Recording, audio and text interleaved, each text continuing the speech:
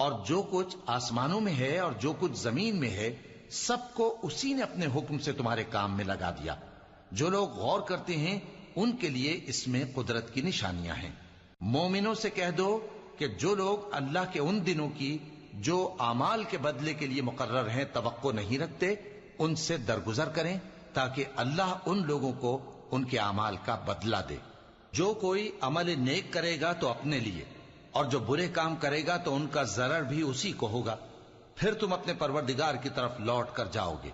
اور ہم نے بنی اسرائیل کو کتاب ہدایت اور حکومت اور نبوت بخشی اور پاکیزہ چیزیں عطا فرمائیں، اور اہل عالم پر ان کو فضیلت دی اور ان کو دین کے بارے میں دلیلیں عطا کی، تو انہوں نے جو اختلاف کیا تو علم آ چکنے کے بعد آپس کی ضد سے کیا۔